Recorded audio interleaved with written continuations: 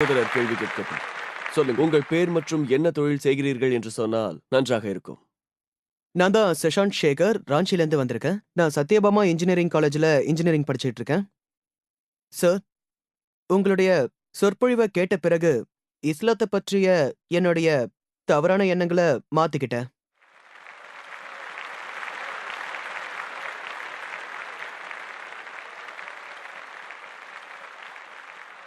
Sir, நான் Jammu and Kashmir போயிருக்கேன். அங்க நடக்கிற கொடுமைகளை பார்த்திருக்கேன். ஜிகாத் என்ற பேர்ல முஸ்லிம் செய்யற தவறுகளுக்காக அங்க இருக்கிறவங்க கஷ்டப்படுறாங்க.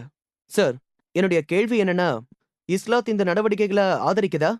அப்படி இல்லனா ஜிஹாத்ங்கிற வார்த்தைக்கு உண்மையான அர்த்தம் என்ன? திருக்குரான்ல 7வது அத்தியாயம் 56வது வசனத்துல குழப்பங்களை விளைவிக்காதீர்கள் என்று சொல்லப்பட்டுள்ளது. திருக்குரான் 42வது அத்தியாயம் 40வது வசனத்துல பழி வாங்குவதை விட மன்னிப்பது சிறந்தது என்று சொல்லப்பட்டிருக்கு. திருக்குரான் 5வது அத்தியாயம் 32வது வசனத்துல எவன் ஒருவன் ஒரு மனிதனை கொல்கிறானோ ஒரு முழு சமுதாயத்தையே கொல்பவன் ஆவான். சார், இந்த விஷயம் சம்பந்தமா என்கிட்ட இன்னொரு கேள்வியும் இருக்கு. அது என்னன்னா, நம் நாட்டை விட மதத்திற்கும் மத கோட்பாடுக்கும் அதிக முக்கியத்துவம் கொடுக்க வேண்டும் என்று உங்களுடைய இஸ்லாமிய மார்க்கத்தில் கூறப்பட்டுள்ளதா? தேங்க்யூ. சகோதரர் நல்ல கேள்விகளை கேட்டிருக்கிறார். அவரது முதல் கேள்வி ஜிஹாதின் கோட்பாட்டை பற்றியது. ஏன் அநேக மக்கள் காஷ்மீருக்காக போரிடுகிறார்கள்? ஜிஹாதை பற்றியும் கேட்டார். இஸ்லாத்தை இதை ஊக்குவிக்கிறதா? ஜிஹாதின் உண்மையான அர்த்தம் என்ன? இது சூரா மாய்தா அத்தியாயம் 5 வசனம் 32க்கு எதிராக இல்லையா என்று கேட்டார். ஜிஹாத் என்ற வார்த்தையை பொறுத்தவரை முஸ்லிம் அல்லாதவர்கள் மட்டுமல்ல, முஸ்லிம்களும் அதை தவறாக புரிந்து கொண்டிருக்கிறார்கள். அநேக மக்கள் என்ன நினைக்கிறார்கள் என்றால், எந்த ஒரு முஸ்லிமும் எந்த காரணத்திற்காகவும், சொந்த லாபத்திற்காகவோ அரசியல் லாபத்திற்காகவோ நிறம் மொழி இவைகளுக்காகவோ நடத்தப்படும் போராட்டங்களை எல்லாம் ஜிஹாத் என்றே அழைக்கிறார்கள். ஜிஹாத் என்பது முஸ்லிம்கள் போடும் சண்டை அல்ல. ஜிஹாத் ஜஹதா என்ற அரபி சொல்லிலிருந்து வருகிறது. அதற்கு கடினமான முயற்சி என்று பொருள். அதாவது ஆங்கிலத்தில் ஸ்ட்ரைவ், ஸ்ட்ரகிள் என்ற பொருளில் வரும். அது இஸ்லாத்தின் சமய கருத்தில் தீய எண்ணங்களை விட்டு தீமை பயக்கும் காரியங்களை செய்வதிலிருந்து தடுக்கக்கூடிய மனப்போராட்டமே ஜிஹாத் ஆகும். மேலும் சமுதாயத்தை நல்வழிப்படுத்துவதும் ஜிஹாத் ஆகும். போர்க்களத்தில் நாம் தற்காப்புக்காக போரிடுவதும் கூட ஜிஹாத் ஆகும். கொடுமையையும் கொடுங்கோலையும் எதிர்த்து போராடுவதும் ஜிஹாத் ஆகும். ஜிஹாதின் அடிப்படை அர்த்தம் கடுமையாக முயற்சிப்பது. அநேக மக்கள் ஜிஹாத் என்றால் புனித போர் என்று எண்ணுகிறார்கள். அநேகர் ஜிஹாதை புனித போர் என்று மொழிபெயர்ப்பும் செய்கிறார்கள். புனித போருக்கான அரபி வார்த்தை ஹர்பு முகத்தஸா. திருக்குரானை படித்தீர்களே ஆனால் இதில் எந்த இடத்திலும் ஒரு வசனத்தில் கூட நபிகள் நாயகத்தின் ஆதாரபூர்வமான ஹதீசுகள் உள்பட ஹர்பு முகத்தஸா என்ற வார்த்தை பயன்படுத்தப்படவில்லை. ஹர்பு முகத்தஸா என்ற வார்த்தை இல்லை. ஜிஹாதின் மொழிபெயர்ப்பு புனித போரே அல்ல. முதலாக புனித போர் என்ற வார்த்தை வரலாற்று அறிஞர்களால் கிறிஸ்தவர்களின் சிலுவை போரை குறிக்க பயன்படுத்தப்பட்டது. அவர்கள் கிறிஸ்தவ மதத்தை பரப்பினார்கள். கிறிஸ்தவ மதத்தின் பெயரில் ஆயிரக்கணக்கானோரை கொன்றார்கள். துரதிர்ஷ்டவசமாக இன்று முஸ்லிம் அறிஞர்கள் என்று தங்களை தாமே அழைத்துக் கொள்ளும் சிலர் உட்பட ஜிஹாதை புனித போர் என்று மொழிபெயர்க்கிறார்கள். அது தவறான மொழிபெயர்ப்பு. ஜிஹாத் என்றால் கடினமாக உழைப்பது, முயற்சிப்பது என்று பொருள். அதில் ஒரு முயற்சி போரிடுவதாகவும் இருக்கலாம். அந்த போராட்டமும் இறைவனின் வழியில் இருக்க வேண்டும். அதாவது அரபியில் கிதாபி சபிலில்லா. சகோதரரின் கேள்விக்கு வருவோம். இஸ்லாம் ஏன் சண்டையிடுவதையும் கொல்வதையும் உற்சாகப்படுத்துகிறது? இஸ்லாத்தை குறை கூறும் அநேகர் பொதுவாக இஸ்லாம் ஒரு இரக்கமற்ற சமயம், முஸ்லிம் அல்லாதவர்களை காணும் இடத்தில் கொல்ல வேண்டும் என்ற எண்ணம் படைத்தவர்கள் என்கிறார்கள். அநேகர் இப்படித்தான். இந்தியாவில் உள்ள அருண் ஷோரி உட்பட அவரது புத்தகமான வேர்ல்ட் ஆஃப் ஃபத்வாவில் எழுதுகிறார். சூரா தௌபா அத்தியாயம் 9 வசனம் 5 மேற்கோள் காட்டி சொல்கிறார், திருக்குரானில் ஒரு காஃபீரை, அதாவது ஹிந்துவை காணுகின்ற இடத்தில் கொல்ல வேண்டும் என்று சொல்லியிருப்பதாக எழுதியிருக்கிறார். நீங்கள் சூரா தௌபா அத்தியாயம் 9 வசனம் 5 படித்தால் உண்மைதான், காஃபீரை காணும் இடத்தில் கொல்ல வேண்டும் என்று எழுதியிருக்கிறது. ஆனால் அவர் தவறான மேற்கோளை காட்டியிருக்கிறார். சரியான அர்த்தத்தை அறிய மேலே உள்ள 2 வசனங்களையும் படிக்க வேண்டும். அதில் அப்போது மக்காவில் இருந்த முஸ்லிம் அல்லாதவர்களுக்கும் முஸ்லிம்களுக்கும் இடையே நடந்த அமைதி உடன்படிக்கையை பற்றி சொல்கிறது. சூரா தௌபா அத்தியாயம் 9 வசனம் 1 4 வரை படித்தால் முஸ்லிம் அல்லாதவர்களுக்கும் முஸ்லிம்களுக்கும் இடையே நடந்த அமைதி உடன்படிக்கையை பற்றி சொல்கிறது. இந்த அமைதி உடன்படிக்கையை முஸ்லிம் அல்லாதவர்கள் மீறிவிடுகிறார்கள். அல்லாஹ் சுப்ஹானஹு வ தஆலா 5வது வசனத்தில் அவர்களுக்கு எச்சரிக்கை விடுத்து அதில் அவன் கூறுகிறான், 4 மாதத்திற்குள் நிலைமையை சரி செய்ய வேண்டும் அல்லது போர் தொடுக்கப்படும் என்கிறான். போர்க்களத்தில் அல்லாஹ் சொல்கிறான், எதிரிகள் உங்களை தாக்க வரும்பொழுது அவர்களை கொன்றுவிடுங்கள். இந்த வசனம் போர்க்களத்திற்காக அருளப்பட்டது. எதிரிகள் உங்களை கொல்ல வரும்போது பயப்படாமல் போரிடுங்கள். சாதாரணமாக எந்த ஒரு படை தளபதியாக இருந்தாலும் தனது படை வீரர்களை ஊக்குவிக்க அவர் என்ன சொல்லுவார்? எதிரிகள் வந்தால் கொன்றுவிடுங்கள் என்பார். அமைதியாக இருங்கள் என்று சொல்ல மாட்டார். அருண் ஷோரி வசனம் 5 மேற்கோளாக காட்டிவிட்டு வசனம் 7க்கு தாவுகிறார். ஏனென்றால் வசனம் 6 அதற்கு பதில் உள்ளது. சூரா தோபா அத்தியாயம் 9 வசனம் 6 சொல்கிறது, ஒருவேளை அந்த காபிர், அந்த எதிரி உங்களிடம் சரணடைந்தால், அமைதியை நாடினால் அவர்களை கொல்லாதீர்கள், பாதுகாப்பான இடத்திற்கு துணையோடு அனுப்புங்கள். எதிரி அமைதியான முறையில் சரணடைந்தால் பாதுகாப்பான இடத்திற்கு துணையுடன் அனுப்புங்கள் என்கிறது. இன்று அதிக அளவு கருணை உள்ள ஒரு படை தளபதி அவரது படை வீரரிடம் எதிரியை விட்டுவிடுங்கள் என்பார். அல்லாஹ் சொல்கிறான், விட்டு விடுவது மட்டுமல்லாமல் பாதுகாப்பான இடத்திற்கு துணையுடன் அனுப்புங்கள் என்று. கொல்வது குறித்து வசனங்கள் வரும்பொழுது சூரா அன்பால் வசனங்கள் உட்பட அத்தியாயம் 8 வசனம் 60 அதில் சொல்லப்பட்டிருக்கிறது, போருக்கான ஆயத்தங்களை செய்து எதிரியை தாக்க தயாராக இருங்கள் என்று. ஆனால் அடுத்த வசனத்தில் எதிரி உங்களிடம் சமாதானத்தை நாடினால் அதை அவர்களுக்கு கொடுங்கள் என்கிறது. ஆகவே சண்டையை குறித்து பேசும் அநேக வசனங்களுக்கு அடுத்தபடியாக அவர்கள் சமாதானத்தை விரும்பினால் அதுவே சிறந்தது என்கிறது. உங்கள் கேள்விக்கு பதிலாக சூரா மாய்தா அத்தியாயம் 5 வசனம் 32 சூரா நிசா அத்தியாயம் 4 வசனம் 40 யாராவது ஒரு மனிதனை கொன்றால் மனித இனத்தையே கொல்வதற்கு சமம் என்கிறது. இஸ்லாத்தின் அடிப்படை கொள்கையே இதுதான். யாராவது ஒரு மனிதனை கொன்றால் அது முஸ்லிமோ முஸ்லிம் அல்லாதவரோ கொலைக்கு தண்டனையாகவோ அல்லது நாட்டில் குழப்பம் விளைவித்ததற்காகவோ அன்றி அப்பாவிகளை கொல்வது மனித இனத்தையே கொல்வதற்கு சமம் என்கிறது. யாராவது ஒரு மனித உயிரை காப்பாற்றினால் மனித இனத்தையே காப்பாற்றியதற்கு சமம் என்கிறது. பகவத்கீதையை நீங்கள் படித்தீர்களே ஆனால் பகவத்கீதை அத்தியாயம் 2 வசனம் 50 அதில் ஸ்ரீ கிருஷ்ணர் அர்ஜுனனிடம் ஜிஹாத் செய்யும்படி கூறுகிறார். முயற்சித்து பார் என்கிறார். நீங்கள் மகாபாரதத்தை படித்தால் அதில் ஆயிரக்கணக்கான வசனங்கள் சண்டையை குறித்து உள்ளது.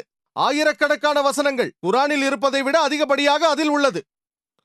பாண்டவர்களுக்கும் கௌரவர்களுக்கும் இடையே நடக்கும் போரை பற்றிய காவியம்தான் மகாபாரதம் என்பது உங்களுக்கு தெரியும்.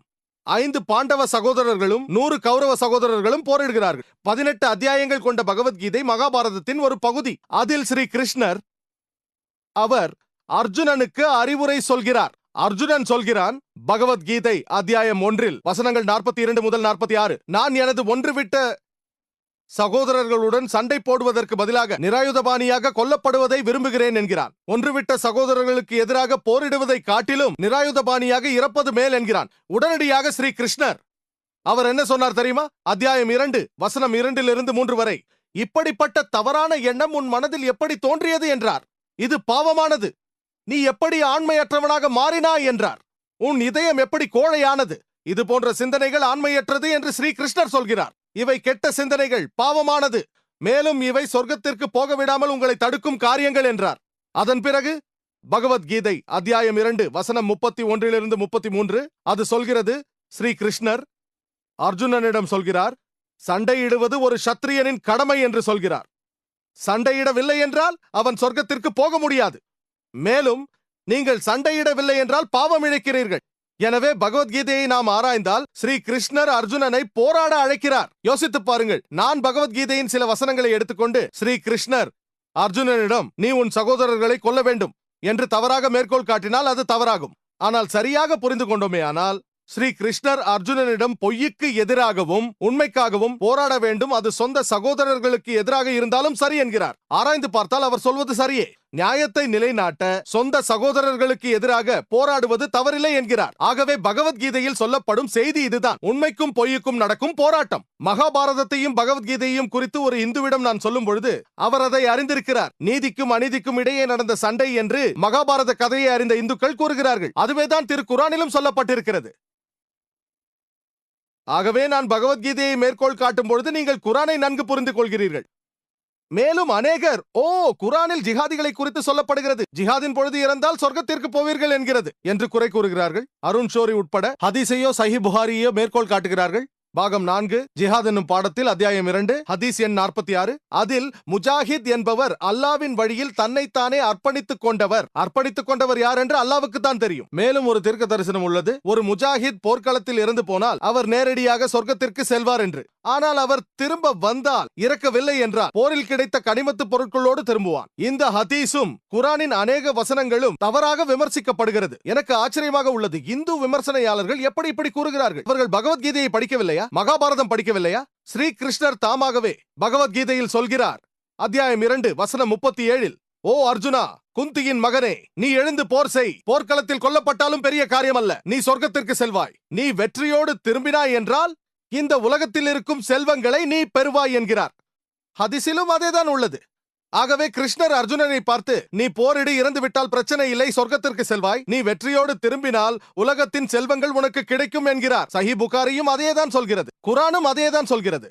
ஆகவே நாம் வேதங்களை படித்து ஒருவரை ஒருவர் நன்கு புரிந்து கொள்ள வேண்டும். ஆகவே இஸ்லாம் போரிடுவதை கடைசி பரிகாரமாக கையாள கட்டளையிடுகிறது. தற்காப்புக்காகவோ அடிமைத்தனத்தை ஒழிப்பதற்காகவோ போராடலாம், இல்லை என்றால் இல்லை. ஜிஹாத் என்றால் கடுமையாக முயற்சிப்பது. உங்கள் இரண்டாவது கேள்விக்கு வருகிறேன். அதிக முக்கியத்துவம் வாய்ந்தது எது? நாட்டின் சட்டங்களை கடைபிடிப்பது முக்கியத்துவம் வாய்ந்ததா அல்லது இஸ்லாத்தின் சட்டங்களை கடைபிடிப்பதா? உங்கள் கேள்வி எப்படி இருக்கிறது என்றால், நீங்கள் முதலில் யாருக்கு சொந்தம், தாய்க்கா தகப்பனுக்கா என்பது போல் இருக்கிறது. சகோதரரே, நான் வாழும் நாட்டின் சட்டம் பெரிதா இல்லை என்னை படைத்த இறைவனின் சட்டம் பெரிதா என்று நீங்கள் என்னை பார்த்து கேள்வி கேட்பீர்களே, ஆனால் இறைவன் தான் முதன்மையானவன். அவன் வகுத்த சட்டங்களை பின்பற்றுவதுதான் மிக முக்கியமானது. வேற எந்த சட்டமும் முக்கியமில்லை. தாயாக இருக்கட்டும், தந்தையாக இருக்கட்டும், அல்லது நாடாகவே இருக்கட்டும். ஆனால் நான் ஒரு இந்தியன். எனக்கு தெரியும், இந்திய அரசியல் சாசனத்தில் எந்த ஒரு சட்டமும் இந்தியாவின் எந்த முஸ்லிமும் இஸ்லாத்தை கடைபிடிக்க தடுக்கவில்லை. உலகத்தின் சில நாடுகளில் உள்ளது போல ஒரு பிரஜை தான் பின்பற்றும் மதத்தையும் மார்க்கத்தையும் போதிக்கவும் அதை கடைபிடிக்கவும் இந்திய அரசியல் சாசனத்தில் அனுமதி வழங்கப்பட்டிருக்கிறது. அதைத்தான் நான் செய்கிறேன். இந்தியாவில் எந்த ஒரு சட்டமும் இஸ்லாம் எனக்கு விலக்கியிருக்கும் எந்த ஒரு காரியத்தையும் செய்யும்படி நிர்பந்திப்பதாக இல்லை. எந்த சட்டமும் இல்லை. எனக்கு வேண்டுமானால் 5 முறை நான் தொழுகை செய்யலாம், வேண்டாம் என்றால் விட்டுவிடலாம். ஒரு நல்ல முஸ்லிமாக நான் வாழ இந்திய அரசியல் சாசனத்தில் உள்ள எந்த சட்டமும் என்னை தடுப்பதே இல்லை. ஆகவே என்னை பொறுத்தவரையில் நான் இஸ்லாத்தின் சட்டங்களை கடைபிடிப்பவன். அல்ஹம்துலில்லாஹ், இந்திய சட்டங்களையும் கடைபிடிப்பவன். தெளிவாக சொல்ல வேண்டும் என்றால், புவியியல் ரீதியாக சொல்ல போனால் இந்தியாவில் வாழுபவர்களை இந்து என்பார்கள். இந்து என்பது ஒரு இடத்தில் வாழும் மக்களை குறிக்குமேயானால், நான் இந்தியாவில் வாழும் ஒரு ஹிந்து, இஸ்லாத்தை கடைபிடிப்பவன்.